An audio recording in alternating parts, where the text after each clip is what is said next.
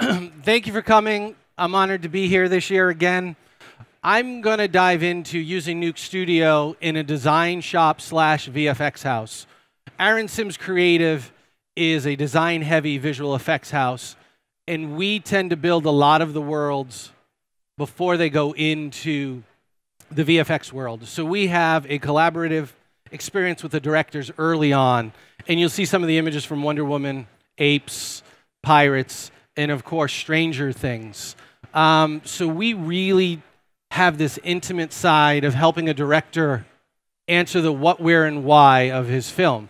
And when I was an artist, we never knew when the VFX side came of what, where, and why, what we were doing on the shots. And at Aaron Sims Creative, since we are design heavy, we really help answer those questions for the director. I'm going to go in and show you a little video of some of the work we've done, some of the designs, and visual effects.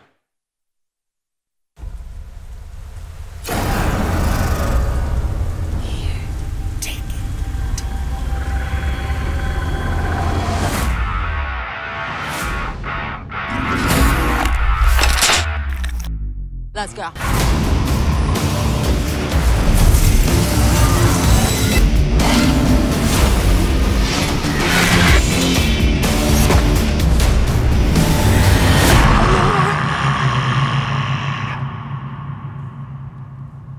Okay.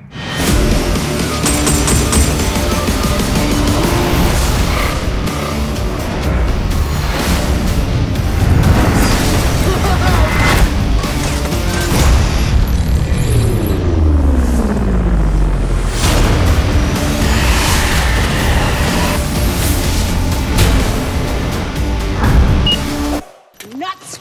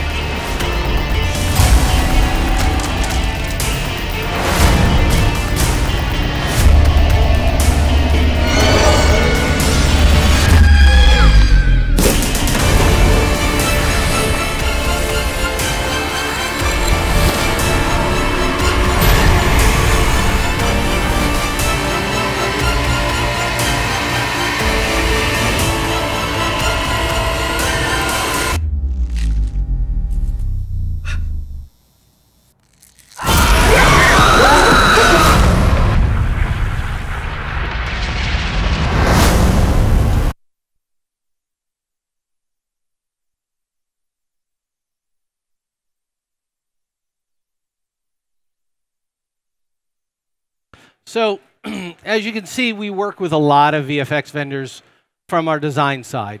One of the great ones was Apes.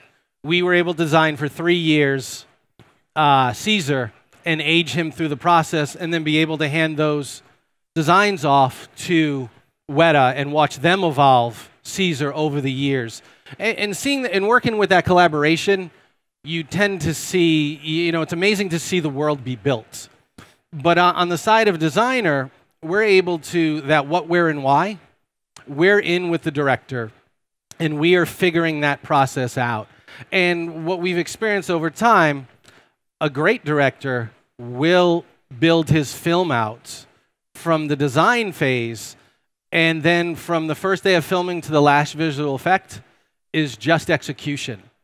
And the better films like Wonder Woman, you just saw Rampage, Apes, those directors all have it, and you can see frame by frame from our key scenes to the final output is almost one-to-one.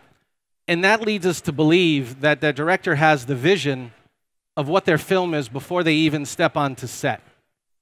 And we are pushing currently that, answer the 3 W's, what, where, and why beforehand, and we believe that process through filming will be smooth. And what we get from a lot of the line producers is hey, we only put so much money aside, we got to move forward. But what we express to them is if a 2-day shoot turns into a 3-day and a 4-day turns into a 6-day, you realize if you just took 1/8 of that budget and helped finish out the designs and finish building the world and answering those 3 W's, you will have all those answers for filming. And we understand that on set it's a little different. Sometimes you don't know what's going to happen, but it makes those overages smaller. So in this process, we came up with sketch to screen that we help world build, and then we try to take it through, and we offer the director or the production, how much of the pie do you want to buy? You want to buy the whole pie, and we can help do visual effects, or you take a couple of slices and we can actually do design, previs, motion studies, or do some of the visual effects and get the whole pie. I'm going to take you through the process that we use, and we use Nuke Studio in our studio to help keep our boutique moving forward and efficient. And it really helps. And I'm going to take you through a process that we call Tank. It's a little IP that we've done, that we built using the same process that we use for the bigger films, that we use in our office for the smaller films, like our own IP. So on phase 1, we get to see the scripts at all different phases of where they are. And what we do is we'll go down and we'll get it and we'll pick out key scenes. And then we will look at that and we'll run it by the director to see, are you on the same page? We'll come up with designs. We give the director some homework. It's always key that a director comes to the table with a vision board. Textures, colors, feels, warmth. What does he want to express? And once we do the script, after we do the breakdown of the script, we move into what's inspirational. And Tank is about a robot. So we look into, AI in cinema history. What inspired us and what is out there now, right? So we'll do our homework. And then we actually go into tech and see if what we're going to design or create is actually, cutting edge and with what's out there now, and how do we take it to the next level. So then we look for inspiration of what we can add to our designs.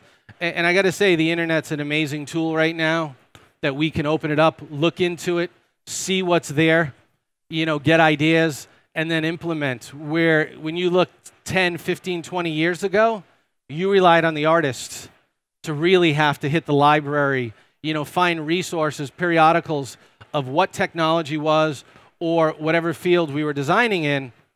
Where do you get those resources? We're very fortunate to have the internet now. So concept development and how we use Nuke Studio in our facility. Well, let me go back. So once again, these are some of our designs, what we've done in the past. We bring them to the present. We don't ever want to copy. We look of how we need to change it. Then we go into concept design. And you'll see we start very basic, as in, pencil sketches to give some ideas of what we want, how it should look, how it should feel. And once we do that, we start picking an image and start materializing it and bring it to the present.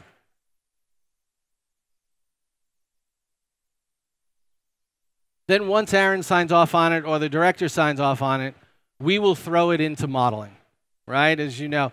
And with Nuke Studio, our process is we drop in from the first frame of concept and we start replacing as we go along as we're moving through. And if we're doing the whole pie through visual effects, it's just replacing out from a pencil sketch all the way through the final product. And being a studio our size, it keeps us very efficient on actually importing the files once it's filmed. It creates the in and out. It organizes it. It works well with Shotgun that implements it for the artist. It's something that it's really our center point of our studio of how we get things in and out and how we keep our artists organized. Coming from the EP side, it's most important that our artists keep to the schedule and what's laid out. And Shotgun is very important. I mean, Shotgun's important to us, but Nuke Studio also of keeping things organized as we move along, of replacing the latest one with the newest one and back and forth, and then we can always go back if a director likes something. It's really important of pushing us forward.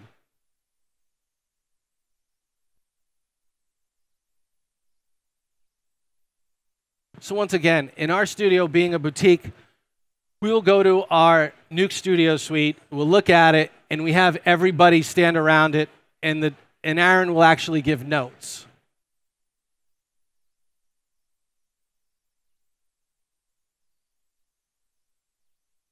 So once again, we're not done with just actually the robot. We have to move into, tools, assets. As you saw in the trailer for Ghostbusters, we did the guns. We're not locked to just doing aliens, monsters, and creatures. We actually do key scenes, tech, you name it, monsters, creatures, furry creatures. It's interesting. We just did for Disney, we did a live motion polar bear, which everyone looks at us and kind of goes, yeah, but you guys always do aliens. It's always behind the art. It's not locked down to just doing one type of image. Our artists are all based on their art background. It's not based on, what they specialize in. Like if it's computers, the computer is just another paintbrush. It's another tool in their tool belt. And Aaron and Stefan will focus on our artists when they bring them into the studio is to make sure they actually have a foundation in the traditional art. So with storyboards and key scenes, as I mentioned a little earlier, it's really important to spell your film out. And with Nuke Studio, we will cut these up and lay them out story-wise of what we want and how we see it. And then we'll materialize it as we move forward, as plates are shot, and as they materialize forward, we'll just start replacing out. We come up with shot names, and we just start executing.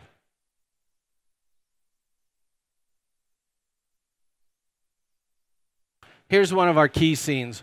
Once again, looking at a key scene, it gives you an emotion, a feeling, really what is the director trying to say in this scene.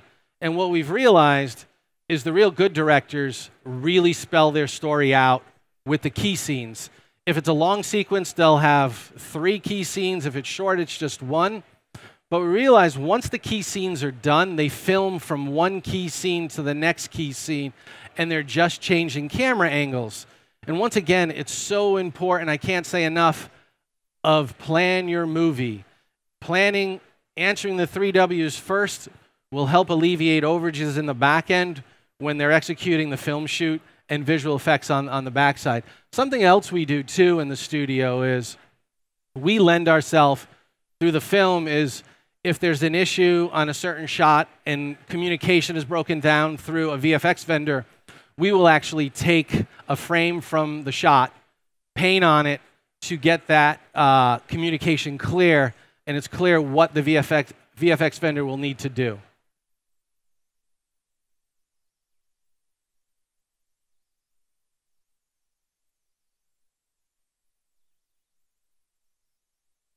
So once again, it's important to see everything's working.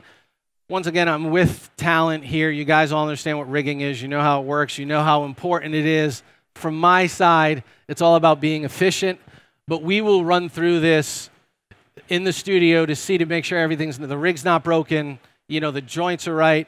Once again, a non-organic object, once again, has to be more specific as the joints have to move perfect. Where if you go organic, you can tend to hide a little more. But on a robot, it's a little more difficult to get that rigging right because you're going to make sure nothing is broken.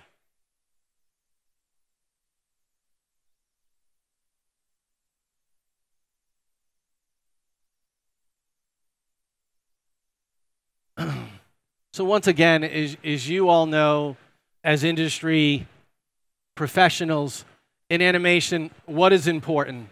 You need to make sure it has weight, it's moving right, you're getting a sense of that. Once again, we pull our team together, our animators together, we stand around Nuke Studio, and we will go over the animation for sequences to make sure it feels right, the weight is right, it's moving right. We sign off on it, and we'll move to the next process.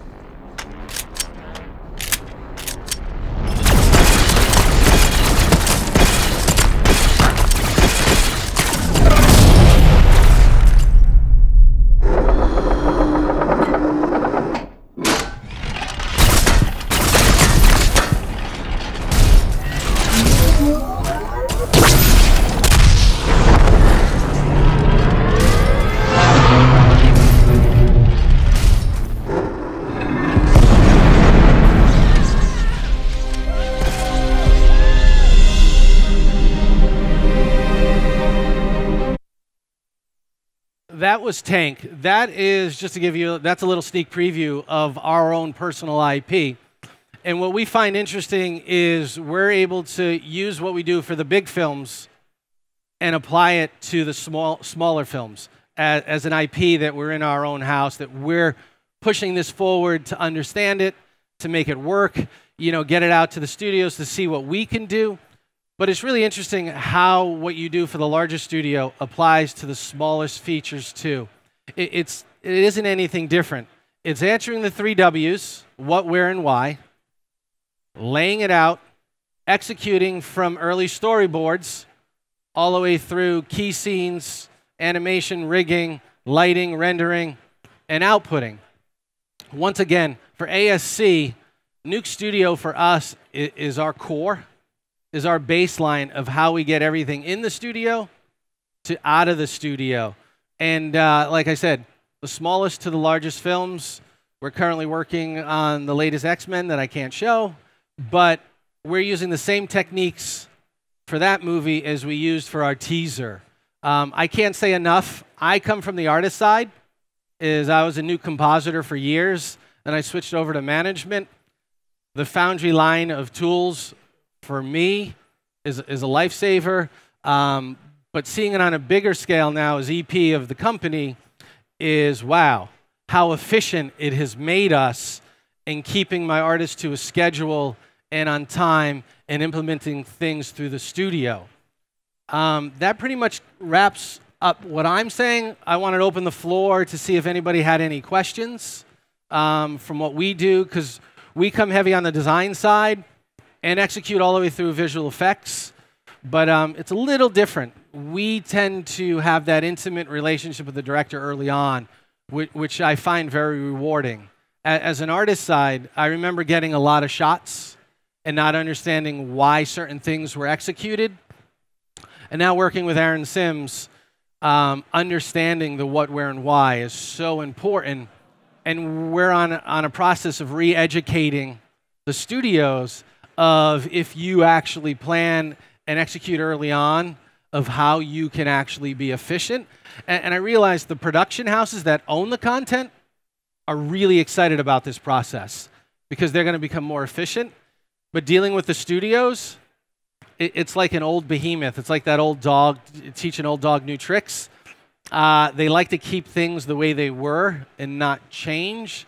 But we come across project after project that we see the inefficiencies of the planning. They tend to keep everything separate, right? They don't want the design or the customers to talk to the design department. They want everything separated. And with our sketch-to-screen process, we are trying to bring everybody together to be able to talk to each other and make the process efficient. And I know all the films that I've worked on over the years, what made it so exciting was that family team effort that brought everybody together, and you had that highs and peaks that you went together as a team. With our sketch-to-screen process, we're really working at trying to bring that through the whole film process and keeping the communication open. So did anybody, we could take some questions if anybody had any. No questions? Nothing? Someone has to have a question. Why do I have so much gray hair? The VFX industry has given me a lot of gray hair.